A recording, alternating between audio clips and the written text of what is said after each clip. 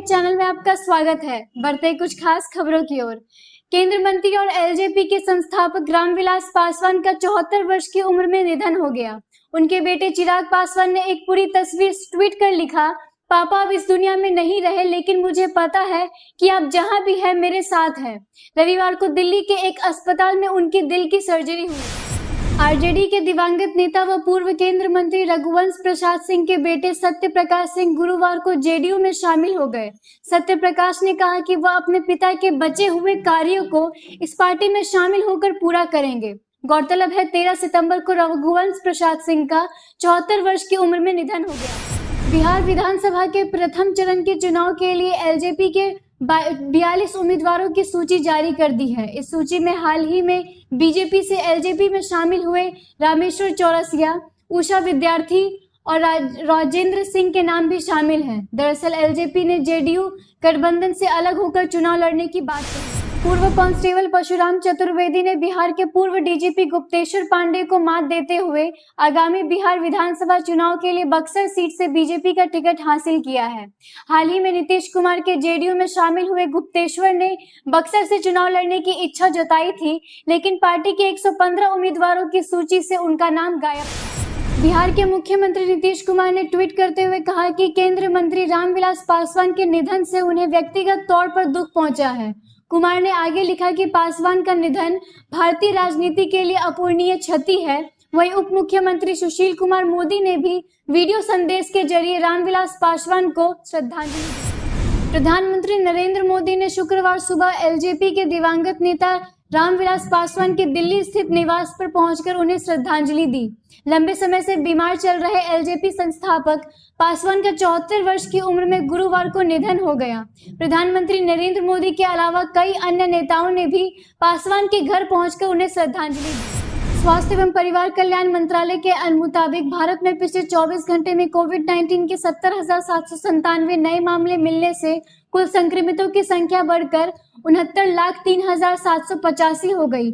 इनमें से 59,03,207 मरीज डिस्चार्ज किए जा चुके हैं, जबकि मृतकों की संख्या बढ़कर 1,06,521 हो गई।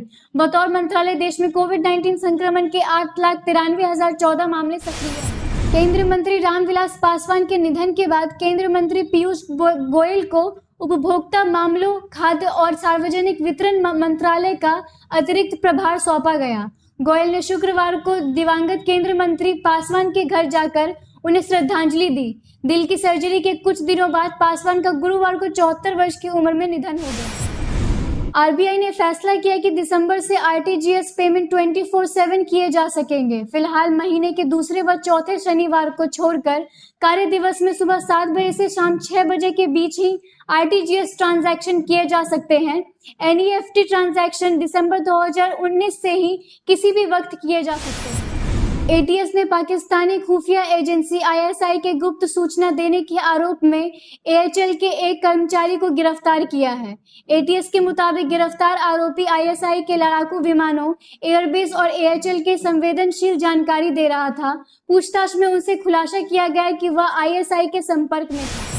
बिहार के पूर्व मुख्यमंत्री लालू प्रसाद यादव को झारखंड हाईकोर्ट ने चारा घोटाले से संबंधित चाईबासा ट्रेजरी केस में जमानत दे दी है। हालांकि लालू को अभी जेल में ही रहना होगा क्योंकि दुमका ट्रेजरी केस अभी चल रहा है। गौरतलब है लालू यादव का रांची स्थित रिम्स में कस्टडी में इलाज चल रहा है। मल्लापुरम केरल में कुन्नूर जाते वक्त गुरुवार रात बीजेपी के राष्ट्रीय उपाध्यक्ष एपी अब्दुल्ला कुट्टी की कार को एक ट्रक ने कथित तौर पर टक्कर मार दी। वहीं बीजेपी की राज्य इकाई ने घटना के मामले करार देते हुए इसकी निंदा की है। पुलिस ने बताया कि ट्रक ड्राइवर को गिरफ्तार कर लिया गया है और मामले की जांच जारी है। जम्मू कश्मीर के उपराज्यपाल मनोज सिन्हा जुलाई में शोपियां में सेना द्वारा एक मुठभेड़ में गलती से मारे गए राजौरी के 3 युवाओं के परिवारों से मिलने के लिए पहाड़ी इलाके में करीब आधा किलोमीटर दूरी तक पैदल चलकर गए। सिन्हा ने परिवारों से कहा, निश्चिंत रहे, आपको हर कीमत पर इंसाफ मिलेगा। मृतक काम की तलाश में शोपियां गए। पर्याप्त आजीविका नहीं कमाने से दुखी होकर रोते हुए 80 वर्षीय ढाबा मालिक कांता प्रसाद व उनकी पत्नी का वीडियो वायरल होने के बाद मालवीय नगर दिल्ली स्थित उनके बाबा का ढाबा पर लोगों की भीड़ लग गई। कांता प्रसाद ने कहा, लॉकडाउन में कोई बिक्री नहीं हुई थी, लेकिन अब लग रहा है कि पूरा भारत हमारे साथ है। प्रधानमंत्री नरेंद्र मोदी ने गुरुवार को इन्वेस्ट इंडिया कॉन्फ्रेंस को संबोधित करते हुए कहा, भारत दुनिया में फार्मेसी की भूमिका निभा रहा है। हमने अब तक लगभग 150 देशों को दवा उपलब्ध कराई है। उन्होंने आगे कहा, इस वर्ष मार्च-जून के दौरान हमारे कृषि निर्यात में 23% की वृद्धि हुई और यह तब हुआ जब पूरे देश में कड़े लॉकडाउन में मुंबई पुलिस कमिश्नर परमवीर सिंह द्वारा टीआरपी स्कैम के रिपब्लिक भारत की जांच की बात कहने के बाद channel editor in chief Arnab Goswami ने कहा, अगर आपको लगता है कि अर्नब गोस्वामी को गिरा सकते हो, हार जाओगे। चैनल का आरोप है कि सुशांत के केस में जांच पर सवाल उठाने के कारण सिंह ने उसके खिलाफ फर्जी आरोप लगाए। आरबीआई गवर्नर शक्तिकांत दास ने शुक्रवार को कहा कि मौजूदा वित्त वर्ष में भारत की जीडीपी में 9.5% की गिरावट आ सकती है। हालांकि उन्होंने कहा, यदि सुधार की मौजूदा गति बरकरार रही तो उल्लेखनीय रूप से तेजी व मजबूत बदलाव संभव है। गौरतलब है, पहली तिमाही में भारत की जीडीपी दर में 23% की गिरावट दर्ज की गई। भारत की सॉफ्टवेयर सर्विसेज कंपनी टीसीएस बाजार पूंजीकरण के लिहाज से एसेंचर को पछाड़कर दुनिया की सबसे मूल्यवान आईटी कंपनी बन गई। गुरुवार को कारोबार की समाप्ति पर टाटा समूह की इस कंपनी का बाजार पूंजीकरण 144 अरब जबकि एसेंचर का पूंजीकरण 143 अरब रहा। वहीं फिलहाल आईबीएम का बाजार मूल्यांकन 117 अरब। सनराइजर्स हैदराबाद ने गुरुवार को किंग्स 11 पंजाब को 69 रन से हराकर आईपीएल इतिहास में अपनी तीसरी सबसे बड़ी जीत दर्ज की। यह आईपीएल 2020 में पंजाब की लगातार चौथी हार है, जबकि अपना तीसरा मैच जीतकर हैदराबाद अंक तालिका में तीसरे स्थान पर पहुंच गई।